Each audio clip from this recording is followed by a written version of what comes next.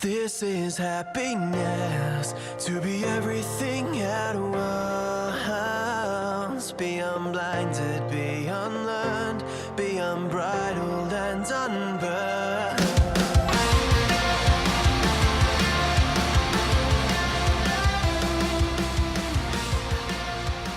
Hey everyone, and welcome to today's episode of Mood Prep. My name is Dave Nixon from the Human Movement and Functional Fitness Australia, and in good old fashion today, I want to start off with a quote. This is one of my probably all-time favorite quotes by a very amazing philosopher in the comedian Bill Burr. And this quote came to me at a time in my life where I literally was in between houses. Actually, just when I first started house sitting and I had no fucking money. I had my business, but I mean, even that was like a struggle to handle at that point in time. I definitely spent nights in my car. I spent nights up in the, which is now the studio room, at the gym as well. But I came across this quote, and it was just before I was about to give it all in, and I put this quote down to save my life. And so it goes as such. Realize that sleeping on a futon when you're 30 is not the worst thing. You know what's worse? Sleeping in a king bed next to a wife you're not really in love with, but for some reason you're married, and you got a couple of kids, and you got a job you hate. You'd be laying there fantasizing about sleeping on a futon. There's no risk when you go after a dream. There's a tremendous amount of risk playing it safe. Mr. Bill fucking Burr. And so that quote is sort of coming into the idea of blood, sweat, and years.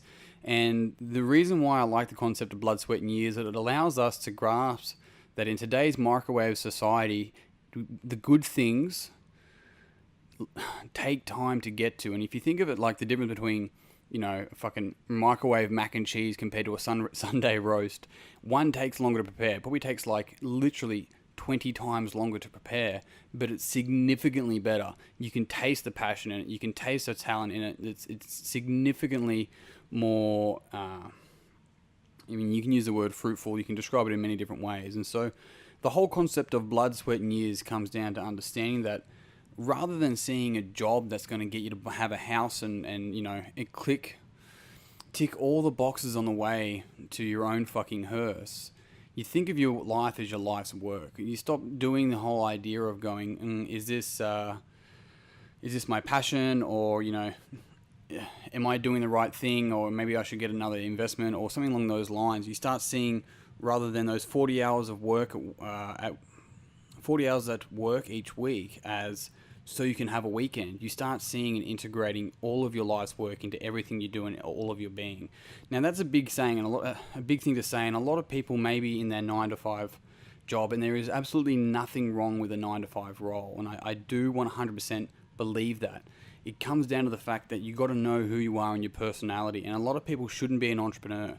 A lot of people shouldn't actually go out there and go after this idea that is actually somebody else's goal. And actually we see that a lot, where people will be chasing and pursuing what they think someone else will like them if they achieve, right? Because if you win someone else's game, everyone loses. That's not winning. So really what we start looking at here is, whatever it is that you're trying to pursue, to go all in. I'm not going to tell you that. You already know that. What I'm going to remind you is that it's going to take fucking time. Where you are right now is just part of the process. It's not the end point. And so you got to make sure that for you, you're trusting that process. Don't be discouraged by the length of the journey, if you want to call it a journey. I think it's a bit of a wanky word, but you get what I mean. I'm just going to move my mic. 2 secs. There we go. That's better. So one of the biggest things I found challenging when I was going through my own process of like, fuck, am I doing the right thing? Am I successful enough? All of this, I stopped and realized that every single person that I listen to are in their fucking 40s, right? The people that I look up to are in their 40s. And I'm like, at the moment, I'm 29. I mean, I've got time. I've got time to fuck up and fail, but keep going along the process, right? And so do you. And a lot of the time, those people are not just in their 40s, they're in their 50s. They're in their 60s. And the reminder to me was like, hang on a sec, I'm not meant to be anywhere right now besides exactly where I am. This is part of my process. And it's important for me to go through that and move through that and not put this false pressure on myself to be somewhere else or to be successful or whatever it may be, because a lot of the time we're thinking success is a form of income, or maybe success is an award, whereas really success is being able to choose your own life and do what you want to do every single day and being in control of that rather than being told what to do and told how to act, right? It's the age-old concept of society's like, hey, be yourself. No, not like that.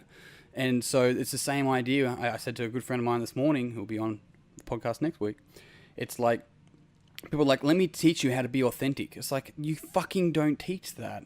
You be that and you learn it for yourself. You do your own self-discovery on that. You don't go external to understand internal, so to speak. One of the things I had to realize was 95% of social media is just filtered. It's just a lie. And it's there and it's telling you that you're not enough. And that's not true.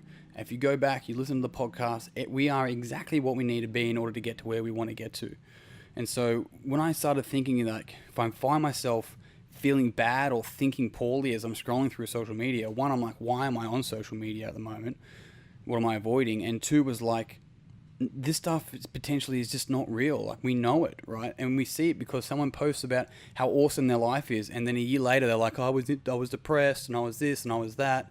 And so if we're able to sort of really gauge that, we're able to really understand that social media is this construct designed to be able to sell us something. It's just attention.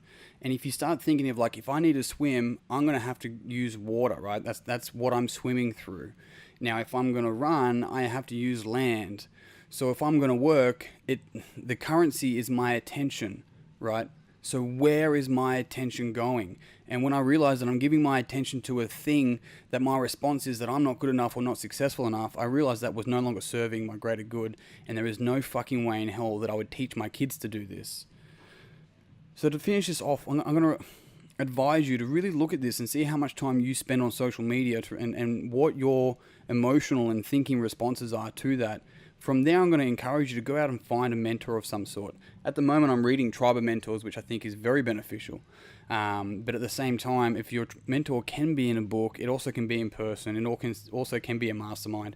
And don't worry about trying to find the right one to begin with, because there's been plenty of people that I've even paid to be a mentor or some form of coach, and they've been absolutely horrible, but they led me to a better person and a better individual, and they taught me what I didn't want to be. They also taught me how not to act, and really showed what I did value. So don't worry too much about the right person, and start getting out there and learning and thinking about who you can learn from and what you can give back to them. So there's a trade of energy there. The last thing I'm going to mention to you is that ask yourself this today. Is my work meaningful to me? Does it help increase the purpose in my life? And therefore you can go and ask, what is the purpose of my life? That's a whole nother conversation. But is my work meaningful to me? Because at the end of your days, you got to realize it's like, well, was that 30K extra in the beginning, was that worth me doing shit that I fucking hated for people I didn't like? Majority of people's salaries are just hush money for their dreams. I want you to think about that leading into the weekend. Otherwise, as always, I'll see you guys on Monday. Peace and pizza, kick life in the dick, and hit life as big as you can. Everything at once, be unblinded, be unlearned, be unbridled and unburned.